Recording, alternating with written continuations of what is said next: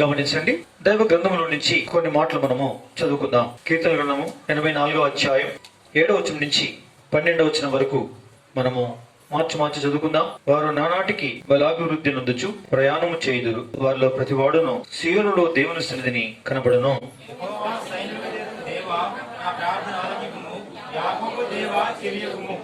దేవా మా కేడమా దృష్టించుము, నువ్వు అభిషేకించిన వాని ముఖము లక్షింపుము.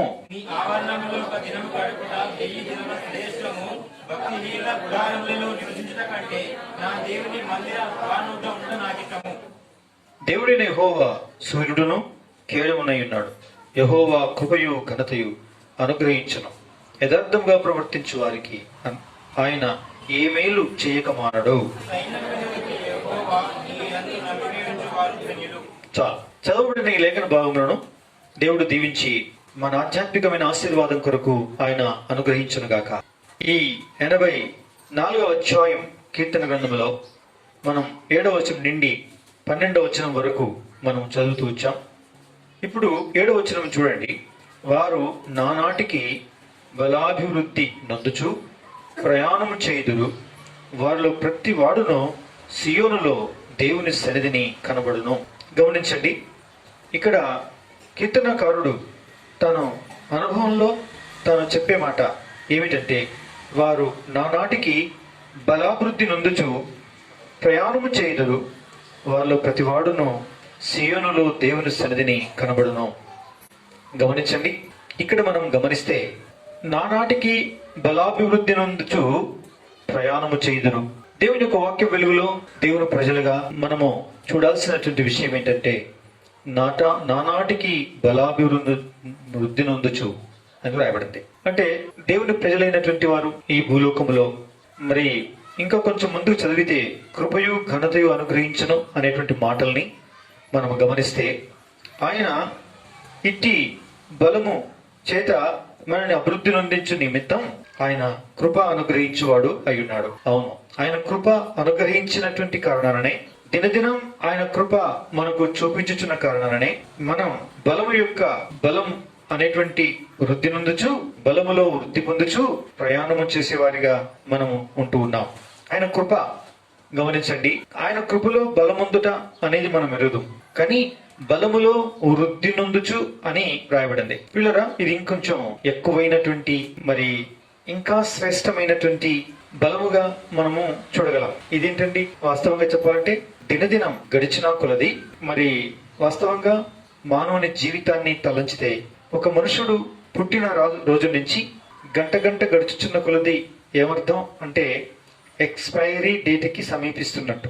అంటే మనము ముగించబోయేటువంటి మన యాత్రా జీవితానికి సమీపమవుతున్న వారము అని అర్థం. అంటే మన ఆయుష్ 100 సంవత్సరాలు ఉందనుకుందాం. ఈ రోజు గడిచిపోయింది అంటే ఒక రోజు దాంట్లో నుంచి మైనస్ అయినట్ట, ప్లస్ అయినట్ట? మైనస్ అయినట్టే. ఇదేం క్యాల్కులేషన్ అంటే మరి ఇదేం లెక్క? అలాగే మనుషుని యొక్క బలము కూడా దినములు గడిచిన కొలది ఎక్కువ అవుతుందా, తక్కువ అవుతుందా? తక్కువ అవుతుంది. ఎలా తక్కువ అవుతుంది? ఏ విధంగా?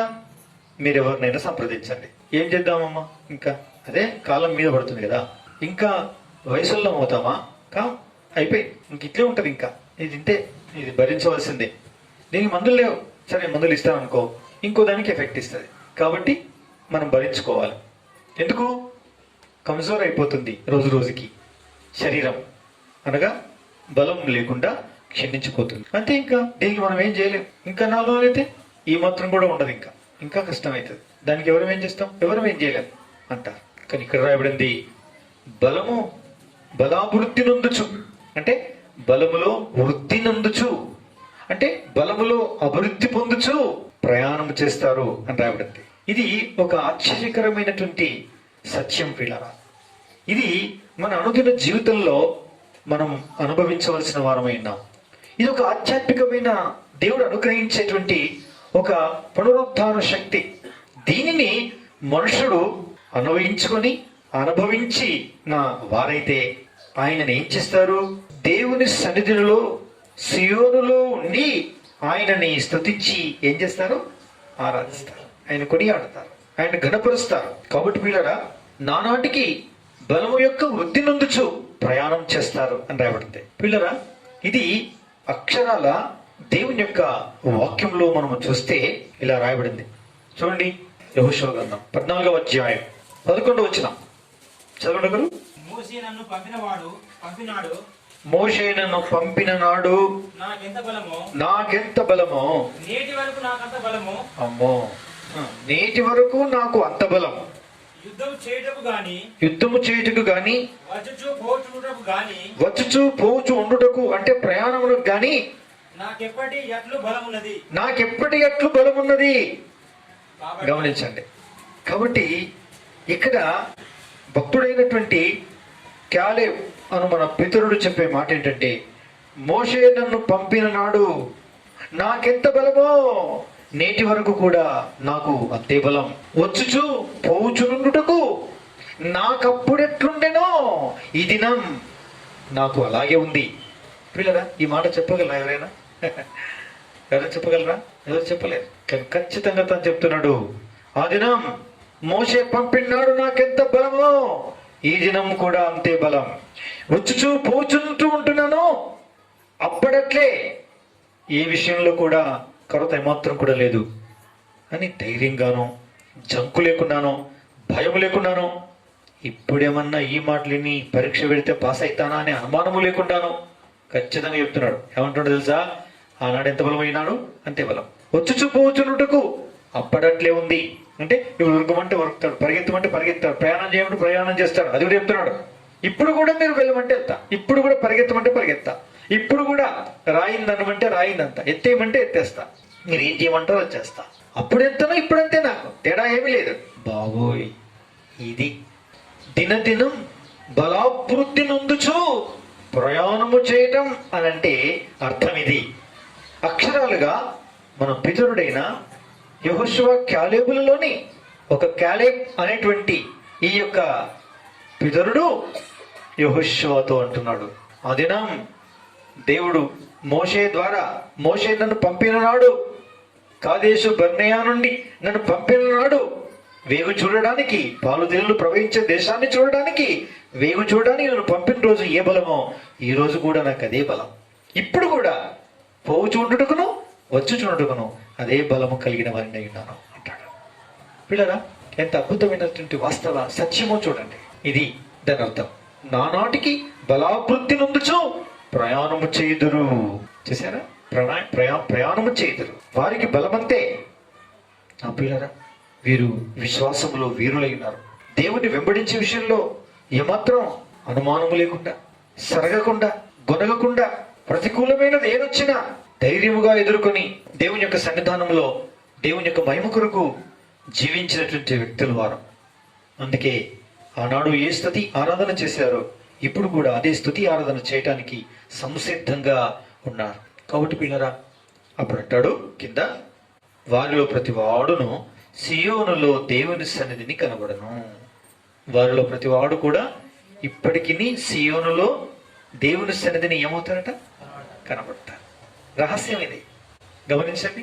అందుకే దేవుని యొక్క ఆశీర్వాదాలలో ఒక ఆశీర్వాదం ఏమిటి అంటే పిల్లరా, ఆరోగ్యంగా ఉండడం అనేది ఒక అద్భుతమైన ఆశీర్వాదం. బలము తరిగిపోకుండా, బలహీనత ఏర్పడకుండా, దైవ బలాన్ని నొందినటువంటి వారై దైవికంగా మరి అదే శక్తిని, బలాన్ని కలిగి ఉండి ముందుకు కొనసాగడం, లేక ఆయుష్కాలం పొడిగించబడడం అనేటువంటిది ఒక అద్భుతమైనటువంటి దేవుని ఆశీర్వాదాలలో ఒక అద్భుతమైన ఆశీర్వాదం. పిల్లరా, ఎన్నో ఆశీర్వాదాలు దేవుడు మనకి ఇచ్చాడు, మంచిది. ఈ బలం, ఆరోగ్యము కూడా అలాంటిదే అయినది. వృద్ధాప్యాన్ని బట్టి, ఈ కాలాన్ని బట్టి ఎన్నో బలహీనతలు మరి ఉంటూ ఉన్నప్పటికీ అపోస్తలుడైన పౌలు అంటాడు, నా కృప నీకు చాలు అన్న దేవుడు ఇప్పటికీ నా బలహీనతల యందు నేను అతిశయపడుచున్నాను, నేను బలముంది నడుచుకొనగలుగుతున్నాను అంటాడు. నేను బలముంది జీవిస్తున్నాను అంటాడు. బలహీనతలు లేవా? ఆయనే చెప్పాడు, నాకు ముళ్ళు పెట్టాడు అన్నాడు. ముళ్ళు ఏంటో చెప్పలే కానీ ముళ్ళు పెట్టాడు, ఆ ముళ్ళు నాలో ఉంది. ఆ ఉన్నటువంటి ముళ్ళును బట్టి నాకేమీ కొరత లేదు. ఆయన కృప నన్ను బలపరుస్తుంది, ఆ బలం ఆ కొరతను తీరుస్తుంది, నేను ఎప్పట్లాగే ఉన్నాను అని చెప్పగలరు. చూసారా? అంటే ఈ కాలముందున్న మనం షుగరు, బీపీ, సమస్త విధములైనటువంటి బలహీనతల చేత జీవించేవారమైనటువంటి మనం అనుమతించబడి అనేకమైనటువంటి వాటి చేత పీడించబడుచు ఉంటున్నప్పటికీ ఒకవైపు పిల్లరా ఈ రెంటి చేత తప్పనిసరి మనుషుడు జీవించవలసిన వాడైనాడు. ఒకటి కృప చేత బలపరచబడవలసిన వాడైనాడు. ఆ కృప వల్ల అనుగ్రహించబడిన పునరుత్థాన శక్తి చేత అప్పటికట్లే నాకు ఈ బలం ఉన్నది అని చెప్పగలుగుటకు సమర్థుడై ఉండవలసినటువంటి వాడైనాడు. పాత నిబంధన గ్రంథంలో క్యాలేబ్ తాను చెప్పే మాట ఏమిటంటే, అలనాడు మోషే పంపినాడు, ఏ బలం ఉన్నదో అదే బలం నేటికి నీ నాలో ఉంది, పోవుచుండుటకు వచ్చుచుండుటకు అప్పటి అట్లే నాకు ఇప్పుడు ఆ బలం ఉన్నది అని ఇంకొక రెండోసారి రెట్టించి చెప్తూ ఉన్నాడు. ఇది వాస్తవం. ఈ రీతిగా వారు మృత శరీరంలో ఉంటూ, మట్టి శరీరంలో ఉంటూ మన వలనే మానవులై ఉండి విశ్వాసమును బట్టి బలపరచబడిన వారే పునరుత్థాన శక్తిని వారు అనుభవించి ఈ లోకంలో క్షణం క్షణం వాళ్ళు జీవిస్తూ అధిక ఆయుష్ కాలం వాళ్ళు పొడిగించబడి పిల్లరా వారు దేవుని సన్నిధానంలో జీవించగలిగారు. దానికి కారణం అంటాడు 7వ వచనంలో, వాళ్ళు ప్రతి వాడు సియోనులో దేవుని సన్నిధిని కనబడ్డవారు. వాళ్ళు ప్రతిసారి దేవుని సన్నిధానములో ఏమయ్యారు? కనబడ్డారు. వాళ్ళు కనబడిన వారు, వాళ్ళు సామాన్యులు కాదు. వాళ్ళు ఎప్పటికప్పుడు దైవ సాన్నిధ్యములో దర్శనమిచ్చిన వారు. నేను అనుకుంటాను ఆ కాలమందు మోషే కొంచెం పక్క జరుగు, అదే యెహోషువ వచ్చాడో లేదని డౌట్ వచ్చిందే. ఓకే ఓకే యెహోషువ వచ్చాడు, రైట్. ఇంకెవరు వచ్చారు? మోషే కొంచెం పక్క జరుగు, అది క్యాలేబ్ కదా, వచ్చాడా లేదా? వచ్చాడు, వెరీ గుడ్. అవు కానీ మీ చిన్న కొడుకుంటే చూడు, అతని పేరు ఏదో ఉండే, ఇట్లా చూస్తుండేనేమో అనుకుంటా. ఎవరండి? దేవుడు. వారు దేవుని సన్నిధిలో కనబడచ్చు బలమొందినటువంటి మనుషులు. వారు దేవుని సన్నిధిని నిర్లక్ష్యము చేసిన వారు కాదు, ప్రార్థన చేయుటకు నిర్లక్ష్యం చేసిన వారు కాదు, ఆరాధించడానికి జంకు భయము జడిసి నటువంటి వారు కాదు. వారు అన్ని విషయాల్లో ప్రథమ స్థానం ప్రభుకిచ్చి ఆయన్ని కనపరిచినటువంటి వారు. అలా కనపరిచబడినటువంటి వారిలో ఒకడు అంటున్నాడు, ఆనాడు ఎంత బలమో ఈనాడు నాకు అంతే బలం, వచ్చుచూ పోచు ఉండుటకు నాడు అట్లే ఇప్పుడు కూడా అదే బలము నొందిన వ్యక్తిని నేను. ఏ విషయంలో ఏమాత్రం కొరత లేదు. ఇప్పుడు యువనుడు ఎవడైనా ఉంటే ముందుకు రమ్మని చెప్పు, వానితో కలిసి పరిగెత్తుటకు, వానితో కలిసి నడుచుటకు, అలసట లేకుండా వాడు ఎత్తినట్టు బరువెత్తుటకు, పని చేయుటకు నేను సమర్థవంతమైన చుద్దు వ్యక్తిని. నన్నెందుకు సీనియర్ సిటిజన్లో చేర్చి నన్ను పాపమనంటారు? అబ్బే, నన్ను పాపమనొద్దు, పాపమని నన్ను తక్కువ చేయొద్దు, తక్కువ చేసి నాకు ఇయ్యాల్సింది తక్కువ ఇయ్యొద్దు. అలనాటి బలమే ఈలనాడు ఉంది, ఆనాడు ఇచ్చిన వాగ్దానం ఈ దినం నెరవేర్చుకోవాలి, నాకు ఇవ్వాల్సిందే అని చెప్పాడు. ప్రియమైనటువంటి వాళ్ళరా, ఎవరు వీరు అంటే విశ్వాసము చేత జీవించినటువంటి విశ్వాస వీరులు అనబడే మన పితరులు వాళ్ళు. దాన్ని సాక్ష్యంగా ఈ యుగాంతమందున మనకు బుద్ధి కలగడానికి దృష్టాంతములుగా వారి విషయమైన చరిత్ర పరిశుద్ధాత్ముడు వ్రాయించి తెలుగు భాషలో, మన భాషలో, మన చేతిలో ఉండిన గ్రంథంగా ఇచ్చి మనకు చదివిపించి మనకు వినిపింప చేస్తున్నాడు దేవుడు. పనిలేక కాదు, దాన్ని అనుసరించండి మీరు కూడా అని. కాబట్టి అన్వయించుకోవాలి, మనం అట్టి వాక్యానికి ప్రతిష్ఠించుకోవాలి. అవును ప్రభువా, నేను అనుభవించాలి, ఇట్టి వాక్యానికి ప్రతిష్ఠించుకోవాలి. అలనాడు వారిని బలపరిచిన దేవా, నన్ను బలపరచవా? బలాభివృద్ధి నుంచు ప్రయాణం చేయుచుందురు అన్నావు, నాకు ఇవ్వవా నీ బలం అని అడిగితే ఆయన తప్పనిసరిగా బలాన్ని ఏం చేస్తాడు దేవుడు మనకి? వాళ్ళకు 100కి 100 రూపాయలు ఇచ్చాడేమో, మరొక 50% ఇవ్వడా? ఇస్తాడా? ఇవ్వడా? ఇస్తాడు, తప్పనిసరి ఇస్తాడు. ఇవ్వకపోవడం ఏంటండి అంటే, నేను మానవ మాత్రమే చెప్తున్నాను, ఆ 50% తక్కువ చేయడు. నీ విశ్వాసం అంత పరిణితిని కలిగినదైతే 100కి 100 రూపాయలు వాళ్ళకి ఇచ్చినట్టే దేవుడు మనకు కూడా ఏం చేస్తాడు? ఇస్తాడు. ఇవ్వకుండా ఏమాత్రం పోవడం. కాలాన్ని బట్టి, మందుల గుణను బట్టి, ఏదో కారణాలు చెప్తారు కదా, దాని అంతటి బట్టి కొంత పర్సెంటేజ్ తీస్తే కొంచెం తక్కువైనా అలనాడున్న దేవుడు నేను కూడా ఉండి ఆయన మనకి ఏం చేస్తాడు? ఆయన అనుగ్రహించడానికి సమర్థుడు. అందుకే పిల్లగా ఎందుకు ఇంత అంటే, వారు ప్రతి వాడు వానిలో సియోనులో దేవుని సన్నిధిని కనుగొడుచుండేవారు. అదైందా? ప్రతి దినం నిర్ణయింపబడినటువంటి నియామక కూటములలో ఆయన నిర్ణయించిన ప్రత్యేక సందర్భంలోనే కాకుండా, అందుకే దేవుని సన్నిధి అంటే నిన్నటి దినం ఒక 2 అర్థాలు చూసాం. ఒకటేమో అక్షరానుసారంగా వస్తురూపముగా నిర్మించబడినటువంటి ఒక నీడ, ఒక భవనం, ఇది ఒక మందిరముగా భావించబడుతుంది. దేవుని సన్నిధి అంటే ఇంకొక అర్థాన్ని మనం చూసాం. ఆయన యొక్క నామం పేరిట ఇద్దరు ముగ్గురు నా నామం ఎక్కడ కూడి ఉందరో అక్కడ నేను ఉంటాను. అంటే ఇద్దరు ముగ్గురు కూడి ఉండే చోట ఆయన నామాన్ని స్మరించి ఆయన సన్నిధిలో గడిపిన వారితో ఆయన సన్నిధి తప్పనిసరిగా నీ సన్నిధిని మాతో కూడా రానివ్వకపోతే మేము వెళ్ళాం అని బ్రతిమలాడాడు మోషే దేవుణ్ణి. నీవు వస్తానంటేనే ఇక్కడి నుంచి కదులుతాం, నువ్వు రాకపోతే మేము కదలం అని చెప్పాడు. పిల్లరా, ఓ భక్తుడు అన్నాడు, నేనెవరి సన్నిధిలో నిలవబడి ఉన్నానో ఆ యెహోవా జీవము తోడు అన్నాడు. ఇంకోరు అన్నారు, నేనెవరి సన్నిధిలో జీవించుచున్నానో ఆ యెహోవా జీవము తోడు అన్నాడు.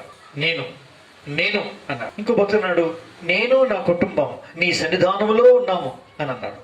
అంటే అదేంటండి, ఆయన సన్నిధి మనము పాత నిబంధన గ్రంథ ప్రకారంగా నిర్మించబడిన ఆలయంలోనైనా, ఇద్దరు ముగ్గురు నా నామం పేరు కూడి ఉండవారి మధ్యన అంటే సంఘములోను, ఆ భక్తులు ప్రార్థించిన రీతిగా ఆయన నామం పేరు ప్రార్థించే కుటుంబంతోనూ, అంతేకాకుండా ఆయనతో సత్సంబంధం కలిగి ఆయన స్తుతించి ఆరాధించి ప్రార్థించే అనుభవం కలిగిన భక్తులైనటువంటి వ్యక్తిగతంగా వారి జీవితంలోనూ, అంటే వ్యక్తిగతంగా, కుటుంబముగా, సంఘముగా, ఆలయాల్లో దేవుని బిడ్డలు ఉండేటువంటి ప్రతి చోట, ఆయన నామస్మరణ చేసే ప్రతి చోట ఆయన ఉంటాడు. ఆయన సన్నిధి అంటే అది పిల్లల.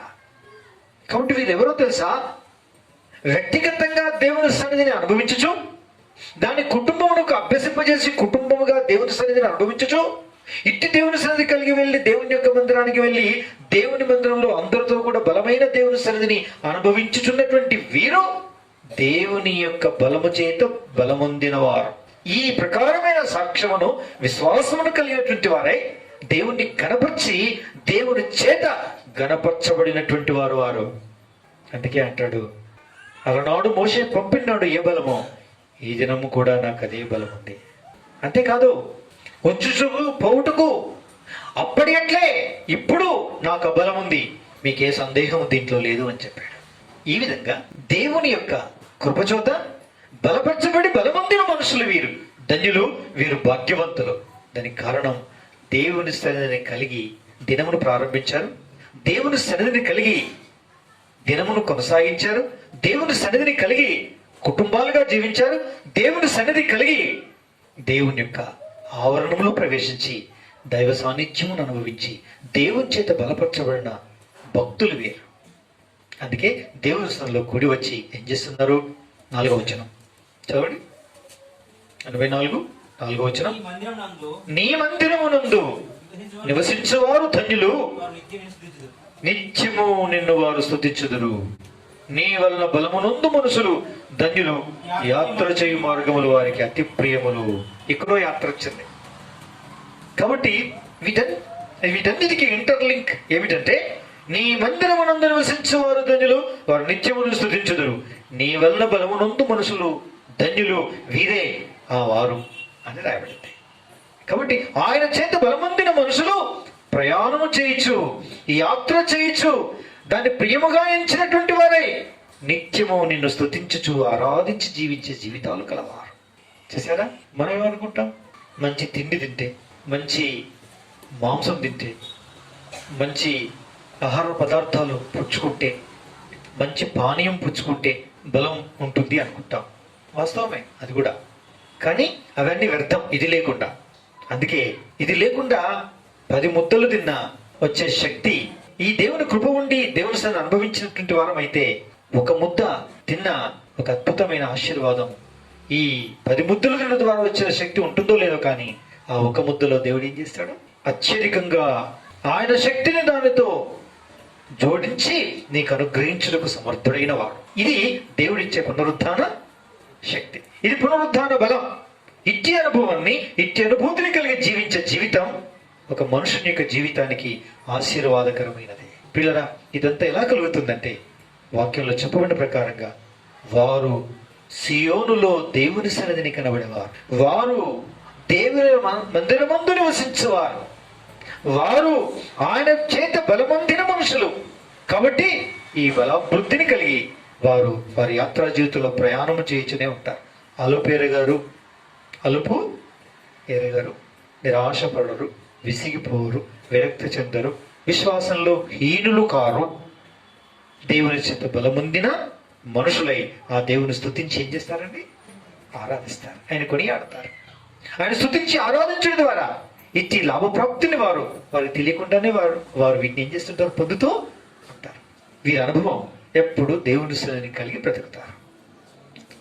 దేవుని సన్నిధి అంటే ఇప్పుడు వచ్చారు కొద్దిమంది తయారై, అంటే ఈరోజు అబ్బా దేవుని సన్నిధికి వెళ్ళొచ్చానండి అని అనుకుంటారు. మళ్ళీ ఈరోజు సాయంకాలంతో పాటు రేపు తెల్లవారిందంటే ఇక మళ్ళీ రావిదే, అయ్యో ప్రార్థన లేకపోయా, అయ్యో బైబిల్ లేకపోయా, అయ్యో అంత ఏదో కొరతగా ఉంది, ఈ నెమ్మది లేకుండా ఉంది, శాంతి లేకుండా ఉంది, తిన్న తృప్తి అవతలేదు, పడుకుంటే నిద్ర ఆనందకరంగా అనిపిస్తలేదు, సరిపోయినట్టు అనిపిస్తలేదు, ఒంటికి నీళ్లు పడట్లేదు, తిండి అరిగినట్టు అనిపించట్లేదు, అరిగిన బలం ఉన్నట్టు అనిపించట్లేదు. ఇది మళ్ళీ రేపటి నుంచి ఆరంభం అవుతుంది. అంటే వచ్చినప్పుడు ఉంది, మళ్ళీ తెల్లారేమైంది, అది కంటిన్యూషన్ కావాలి. కంటిన్యూషన్ కావాలంటే ఈడెక్కడో శక్తి ఉంది, ఇక్కడ వచ్చి ఛార్జర్ పెట్టి ఛార్జింగ్ ఎక్కించుకొని వెళ్ళిపోయేదా కదా, జస్ట్ పురికొల్పు ఓకే, కానీ అది నీకు ఏమాత్రం కొనసాగదు. అందుకే ఎప్పుడు నీకు నీవై దేవునితో సత్సంబంధాన్ని కలిగిన వ్యక్తి ఉండాలి. వీరు ప్రతిదినం అనుక్షణం ఆ దేవుని యొక్క సన్నిధిని అనుభవించుచు ఆయనతో సహవాసము చేస్తూ ఆయనతో నిత్యమైన స్థితిలో జీవించే జీవితానుభవం కలవారు కాబట్టి వారు బలమొందినటువంటి వారు, నిత్యానుభవం కలిగిన వారు వీళ్ళు. వారానికి ఒక రోజు అనుభవించిన అనుభవం కలిగినవారు కాదు వీళ్ళు, ప్రతిరోజు. ఇది దైవికమైన ఆశీర్వాదం. అంటే అర్థం ఏంటి అంటే ప్రతిరోజు కూడా ఉదయం లేచినది మొదలు స్తుతించి ఆరాధించి ప్రార్థన చేసుకొని బైబిల్ చదువుకొని దినమును ప్రారంభించి, అవకాశం ఉంటే మధ్యలో కూడా ఏమైనా కొంచెం సమయం దొరికితే చదువుకొని స్తుతించి ప్రార్థించి, ఆ తర్వాత రాత్రి వేళలో పడుకోక ముందు మళ్ళొక్కసారి స్తుతించి ఆరాధించి దైవవాక్యం చదువుకొని ఆ దినాన్ని నువ్వు ఆయన నామం పేరిట ప్రారంభించి ఆయన నామం పేరిటము కొనసాగించి ఆయన నామం పేరిట ముగించగలిగే వ్యక్తివైతే నిత్యము నువ్వు బలమొందిన మనుషుల యొక్క జాబితాలో ఉంటావు. ఎప్పుడు ఆయన సన్నిధిలో జీవించిన అనుభవాన్ని కలిగి ఉంటావు. అందుకే ఈ అనుభవం దేవుని సన్నిధిని చూపిస్తుంది, ఈ అనుభవం దేవుని సన్నిధిలో జీవించే జీవితాన్ని చూపిస్తుంది. అట్టి మనుషులు ధన్యులు, వారు బలమొందిన మనుషులు. ఎవరితో బలమొందిన మనుషులు? దేవుని చేత బలమొందినటువంటి మనుషులు, ఆత్మీయంగా బలమొందిన మనుషులు, మానసికంగా బలమొందిన మనుషులు, శారీరకంగా కూడా బలమొందిన మనుషులు, ఆయన కృపను ఆయన యొక్క ఘనతను అనుభవించేటువంటి మనుషులుగా ఉంటారు. కాబట్టి ప్రతినిత్యం ఆయన సన్నిధిలో జీవించే జీవితాన్ని మనం అలవర్చుకోవాలి, లేక అలవాటు చేసుకోవాలి, అభ్యాసం చేసుకోవాలి. ఇది ప్రభు కోరేటువంటి కోరిక. అట్టి వారికి మానసికంగా బలంగా ఉంటారు, అట్టివారు ఆధ్యాత్మికంగా బలంగా ఉంటారు, అట్టివారు శారీరకంగా కూడా వారు బలమంది ఆయన కృపను పొందుచు కృపలో బలవంతులుగా చేయబడి ఆయన పునరుత్థాన శక్తిని దేన్నో అనుభవిస్తూ వారి జీవితకాలాన్ని కొనసాగిస్తూ ఉంటారు. వారి జీవితం ద్వారా ప్రస్ఫుటం చేయబడుతుంది, పునరుత్థాన శక్తి ప్రస్ఫుటం చేయబడుతుంది. ఎంత ఆశీర్వాదకరమైన జీవితం కదండి. ఇది దైవికమైన ఆశీర్వాదకరమైన బ్రతుకు. మా పెద్ద కుమార్తె ఈరోజు ఫోన్ చేసింది, ఉదయం ఫోన్ చేసి డాడీ నాకు రాత్రి నిద్ర పట్టలేదు, ఆందోళనగా ఉండింది అన్నది. అంటే మరి ప్రార్థన చేసుకోలేదా అంటే, అయ్యో అట్ట డాడీ నేను అడిగిన సెలవు, నాకు వీక్ ఆఫ్ ఉంది కాబట్టి వాక్యం చదువుకున్నాను, చాలాసేపు ప్రార్థన చేసుకున్నాను, ఉపవాసం ఉండాలనిపించింది, వారం ఓ రోజు నిర్ణయం చేసుకున్నా ఉపవాసం ఉన్నాను, దేవుని సంపూర్ణంగా అనుభవించాను, ఆ తర్వాత దినాన్ని ముగించుకున్నా, కానీ పడుకుంటే నిద్రపట్టలేదు కాబట్టి మళ్ళీ ప్రార్థన చేసుకున్నా, కానీ ఆందోళనగా భయంగా ఏదో ఇట్లా అనిపిస్తుంది ఎందుకు అనుకుంటూ వచ్చాను. మధ్యరాత్రి ఒకరు ఫోన్ చేశారట. వారు ఎవరో కాదు, తన ఫ్రెండ్. ఆమె వారింటిలో గొడవలు జరుగుతున్నాయంట. అవన్నీ తనతో పంచుకుంటే అప్పుడు తనకి ఇవ్వాల్సిన సమాధానం ఇచ్చి, తనతో సంభాషించాల్సిన సంభాషించి, చెప్పాల్సినటువంటి వాక్యము ఆదరణకరమైన మాటలు చెప్పి అలా సంభాషణ కొనసాగిస్తే దాదాపు ఒక 45 నిమిషాలు గంట సేపు అయిందంట. ప్రార్థన చేసినాక ఫోన్ పెట్టేశాను డాడీ, మరి అప్పుడు ఎట్లా అనిపించింది, ఇప్పుడు బరువు దిగినట్టు అనిపించింది అన్నది. అది అందుకు దేవుడు ఏం చేశాడు, నీకు నిద్ర పట్టకుండా చేశాడు. అంతేనా, ఇంకేదన్నా భయం ఉందా? అబ్బే నాకేం భయం లేదు, వేరే భయాలతో సంబంధమే నాకు లేదు డాడీ. అవునమ్మా, దేవుడికి అవసరం వచ్చింది, కానీ దేవుడే ప్రతి ఒక్కరికి ప్రత్యక్షం కాడు. ప్రతి వారి దగ్గరికి దేవుడు దూతను పంపించాడు. మనల్ని ఈ లోకంలో సాక్షులుగా దేవుడు ఉంచాడు. అందుకోసం అక్కడ వెళ్ళిన వారి కొరకు మనకు నిద్ర పట్టకుండా చేసి ఏదో ఒక విధానంలో అలాంటి పరిస్థితుల్లో ఉన్న వారి కొరకు ప్రార్థన చేయమని దేవుడు భారమిస్తూ ఉంటాడు. అట్లాంటి వారి కొరకు మనం ప్రార్థన చేయాల్సి ఉంటుంది. ఆ సందర్భంలో దేవుడు మనల్ని వాడుకోవచ్చు, మన ప్రార్థన ఆలకించి దేవుడు ఎవరినో వాళ్ళకు కనెక్ట్ చేపించి వాళ్ళకు కుదిరేటట్టు చేసి వారితో వారిని బలపరుస్తాడు. అందుకోసం దేవుడు ఈ ప్రకారంగా తన మానని వేదనను, తన యొక్క నశించిపోయే ఆత్మల కొరకైనటువంటి దుఃఖాన్ని ఆదరించి అనేకుల్ని ధైర్యపరచడానికి కొరకై దేవుడు తన ఆత్మగలిసినటువంటి వ్యక్తుల్ని, తన ఆత్మగలిగినటువంటి వ్యక్తుల్ని తన మహిమ కొరకు ప్రజల యొక్క అక్కరగలిగినటువంటి వారి నిమిత్తం వాడుకుంటాడు తల్లి. కాబట్టి ఇది వేరే భయమేం కాదు కదా అని అంటే నాకు అర్థమైంది డాడీ. ఆయనతో మాట్లాడిన తర్వాత నిమ్మలముగా, నెమ్మదిగా, ప్రశాంతంగా మళ్ళొక్కసారి స్తుతించి హాయిగా నిద్రపోయాను. ఇది డబ్బొద్దు నానా, ఉద్యోగ సద్యోగాలు, అందులో ప్రమోషన్లు, అంతస్తుల మీద అంతస్తులు కట్టుకోవడం కొరకు పెద్ద పెద్ద పట్టా కాగితాలు, సర్టిఫికెట్లు సంపాదించుకొని బ్రతుక్కునే బ్రతుకు కొరకు దేవుడి లోకంలో సృజించలేదు. ఏదో ఒక విధానంలో దేవుడు పిలిస్తే 24 గంటలు 365 రోజులు దేవుని సేవ చేసి ఆయన కొరకు బ్రతకాలి. లేదేదన్నా ఒక దాంట్లో ఉంచి పని చేసుకుంటూ ఉంటే మిగతా సమయమంతా దేవుని కొరకు ఉపయోగపడే అందుబాటులోని పాత్రలుగా ఉండాలి. అది నా కోరిక, నా ఆశ. అదే మీ కోరిక అయి ఉండాలి. అదే మనకు ఆశీర్వాదం. అదొక్కటే నిలుస్తుంది. నువ్వు ఏ కంపెనీలో చేసావు, నీకు ఎంత శాలరీ వస్తుండే, నేను ఎంతమంది మెచ్చుకున్నారు, నీకు ఎంత మంచి చక్కటి ప్రమోషన్స్ ఇచ్చారు, ఇవన్నీ దేవునికి అవసరం లేదు. ఇది మనకి భూలోకంలో ఈ జానుడు పుట్ట కొరకు అవసరం. కానీ అసలుది మాత్రం ఏమవసరం దేవుడికి? నీవెంతగానో నశించిపోయే ఆత్మల కొరకు ప్రయాసపడ్డావు, కన్నీరు కార్చావు, ప్రార్థన చేసావు, ఆదరించావు, ధైర్యపరిచావు, నా ప్రేమను పెంచావు, రక్షణలోనికి ఎవరిని నడిపించావు, ఎంతమందిని సమకూర్చి నీతో పాటు పరలోకాన్ని తీసుకొచ్చావు అనేది దేవుడు అడుగుతాడు. అదొక్కటే నిలుస్తుంది పరలోకంలో. కానీ ఈ లోకంలో ఏవి కూడా మనకు పనికిరావు బిడ్డ అని చెప్పిన. అవసరమైతే ఏవైనా ఇస్తాడు దేవుడు. అభ్యంతరం ఏమీ లేదు. ఇలా దేవుని కొరకు వాడబడాలని దేవుడు మనల్ని రకరకాల అనుభవాల గుండా తీసుకుని వెళ్ళి మనల్ని సిద్ధపరిచి మనల్ని కన్నీరు కార్చేవారుగా దేవుడు ముందు ఉంచి ఆ తర్వాత ఇతరుల కన్నీరు కార్చడం కొరకు మనల్ని వాడుకుంటాడు సాధనాలుగా. కాబట్టి నీకు అర్థమైందా బిడ్డ? నువ్వు ఎందుకు ఎప్పుడు దేవుని సన్నిధిలో ఏడ్చుకుంటూ ప్రార్థన చేస్తూ ఉంటావు? అర్థమైందా? ఎప్పుడు ఏదో ఒక బాధతో, ఏదో కష్టకాల పరీక్ష చేత క్షోభకు గురి అయి దేవుని సన్నిధిలో విరిగినలిగిన హృదయంతో ప్రార్థన చేసే వ్యక్తులుగా మనల్ని ఎందుకు ఉంచుతాడు దేవుడు? నీకు అర్థమైందా ఇప్పుడు అని అంటే అర్థమైంది డాడీ. ఆ ప్రకారంగా అనుసరించు, దేవుడు దీవిస్తారు. ఇది చాలు మనకని చెప్పాను. నా ప్రియమైనటువంటి వాళ్ళగా దేవుని చేత బలమొందిన మనుషులు, దేవుని చేత ఆదరింపబడే మనుషులు, దేవుని చేత ఆయన సన్నిధి సంబంధ బాంధవ్యాన్ని కలిగిన సన్నిధిని అనుభవించేటువంటి మనుషులు, వారు దేవుని సన్నిధిని సృష్టించిన వారే. అట్టి దేవుని సన్నిధిని అనేకులకు పంచి పెడతారు పిల్లలు. ఆ సన్నిధిలో నుంచి ఇవన్నీ వస్తాయి. బలం వస్తుంది, ఆదరణ వస్తుంది, స్వస్థత వస్తుంది, పునరుద్ధాన శక్తి వస్తుంది. ఇదంతా కూడా మనం అనుభవిస్తే, మనము కలిగి ఉంటే మనము అక్కర్లేని వారికి పంచిపెట్టగలం. అది మనకే లేకపోతే ఇతరులకి ఏం పంచిపెట్టగలం? అందుకొరకు నిన్ను ఈ కరోనా కాలంలో ఏం చేశాడు? నీ ఆయుష్ పొడిగించాడు.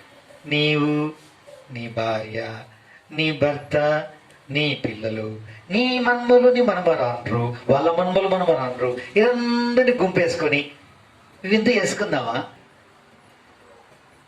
మనము పిక్కుని తిందామా, లోపుకుంటూ తాగుదామా అనే దాని కొరకు దేవుని నీ ఆయుష్ పొడిగించలేదు. దేవుని కొరకు మనం ఏం కావాలి? ఏ స్థాయిలైనా ఉండవు. నువ్వు బలపరచబడు, ఇతరులను బలపరచు. నువ్వు ఆదరించబడు, ఇతరులను ఆదరించు. నువ్వు కన్నీరు కాచి దేవుని చేత ఓదార్చబడు. అట్టి ఓదార్పును, కన్నీటి యొక్క తొడుపును పెట్టుటకు దేవుని కొరకు వాడబడు. ఆ ప్రకారంగా నువ్వు బలముంది, బలపరచు. ఆదరించబడి ఆదరించు. ధైర్యపరచబడి ధైర్యం ఇవ్వు. అనేకులకి ప్రోత్సాహకరమైన పాత్రగా జీవించు. నశించి ఆత్మను సువార్తను ప్రకటించు. వారిని ప్రభు దగ్గరికి నడిపించు. ఆ ప్రభు మహిమ కొరకు. ఇది దైవాశీర్వాదం. నా పిల్లరా, అట్టివారు ఎప్పుడు దేవుని సన్నిధిని కలిగి ఉండాలి. కలిగి ఉన్నవారు ప్రతి వారు ఆయన్ని ఎల్లప్పుడూ ఎప్పుడు ఆయన ఏం చేస్తూ ఉంటారని స్తుతించి ఆరాధిస్తూ ఉంటారు, ఆయన కొనియాడుతూ ఉంటారు. ఇది దైవికమైన దేవుని యొక్క సన్నిధి. ఈ ప్రకారంగా దేవుని ఆశీర్వాదమును దీనిని పొందవలసిన వారమై ఉంటున్నాం. కాబట్టి దేవుని మహిమ కొరకు పిల్లరా, దేవుని చేత బలపడుతున్నారా? దేవుని చేత ఆదరించబడుతున్నారా? దేవుని చేత శక్తిని అందుతున్నారా? దేవుని పునరుద్ధరణ శక్తి ఏంటో మీకు అర్థమవుతుందా? మీరు అనుభవిస్తున్నారా? అవన్నీ ఇవ్వడానికి సర్వలోక సృష్టికర్త తన ప్రియమైన కుమారుణ్ణి 2020 సంవత్సరాల క్రితం ఈ భూలోకంలోకి పంపించాడు. మనకు బదులుగా చనిపోయాడు, సమాధి చేయబడ్డాడు, మళ్ళీ తిరిగి లేచాడు. ఆ యేసు ప్రభు వారు కార్చిన రక్తంతో మన పాపం కడగడం సిద్ధంగా ఉన్నాడు. ఆయన మనలో కొద్దిమందిని కడిగి పవిత్రపరిచాడు, మన జీవితాన్ని మార్చాడు, మన పరలోక వారసులుగా చేసుకున్నాడు, మన ఆత్మకు శాంతి సమాధానం తృప్తిచ్చాడు. ఇక ముందు వీటిని పరమందు నిత్య జీవాన్ని ఇచ్చి ఆయన పరలోక రాజ్య వాసులుగా ఉండడానికి మనకు హక్కునిచ్చాడు, వారసత్వాన్ని ఇచ్చాడు. మనము ఇంత గొప్ప భాగ్యాన్ని పొందాం. ఆయన ద్వారానే వీటన్నిటిని బలమును, కృపను, పునరుద్ధాన శక్తిని వీటన్నిటిని పొంది వీటి చేత బలం ఉంది అనేకులు బలపరిచి అనేకులకి వీటిని ప్రసాదించి ఆ ప్రభును ఆయన ప్రేమను పరిచయం చేసి ఎంతో కొన్ని ఆత్మల్ని నశించిపోయే వారిని వెతికి ప్రభువులోనికి నడిపించి వారిని తీసుకుని వెళ్ళి ఆయన దేవుని సన్నిధిలో కనిపించాలని మనకి ఈ ఆధిక్యత, మన ఆయుష్కాలను పొడిగించి ఇట్టి అవకాశాలు, ఈ సదుపాయాలు, ఈ సౌకర్యాలను, ఈ ఆరాధన సమయాలను, ఇట్టి వర్తమానములను, ఇట్టి సౌభాగ్యవంతమైన క్రైస్తవ జీవితాన్ని నీకు ఇచ్చాడు. ఎందుకంటే ఇవన్నీ ఆయన కొరకు ఉపయోగపడాలని. అందుకే దీనంతటి బట్టి దేవుడిని ఏం చేస్తాం? స్తుతించి ఆరాధిస్తాం, ఆయన కొనియాడతాం, ఆయన గణపరుస్తాం, ఆయన సంతోషిస్తాడు. ఈ రీతిగా ఆయన కృప చొప్పున బలముంది. ఆయన సన్నిధానములో పాలు పొందిన మనము ఆయన చేత బలమొందిన మనుషులమే. బలహీనులైన వారిని అనేకుల్ని బలపరిచి, దుఃఖించుచున్న వారికి ఆదరణ కలిగించి, రక్షణ లేని వారికి రక్షణను ప్రసాదింపజేసి వారిని ప్రభు దగ్గరికి నడిపించి అనేకులు సిద్ధపరచుకొని వీరందరినీ తీసుకొని మనము వెళ్ళి ఆయన సన్నిధిలో కనిపించాలని మన ఆయుష్ ఈ లోకంలో పొడిగించాడు. ఈ పొడిగించే ఆయుష్ కాలంలో నీకు అవసరమైనవన్నీ నువ్వు అడగకుండా ఆయన నీకు ఇస్తాడు. నీకు అవసరమైనవన్నీ ఆయన ఇస్తాడు. నువ్వు ప్రత్యేకంగా వాటిని అడుకోవాల్సిన అవసరం లేదు, కానీ అడుక్కుంటావు, ఇస్తూ ఉంటాడు. ఇది ముఖ్యం కాదు, ఈ ఆత్మీయమైన విషయాలు ముఖ్యం. అందుకొరకు మన ఆయుష్ని ఏం చేస్తున్నాడు? దేవుడు పొడిగిస్తున్నాడు. ఈ సత్యాన్ని గుర్తించి మన కృతజ్ఞత, స్తుతి, ఆరాధన ప్రభు నామములో ఏం చేద్దాం? సమర్పిస్తాం. ఇట్టి వాక్యాన్ని దేవుడు దీవించి ఆశీర్వదించుగాక.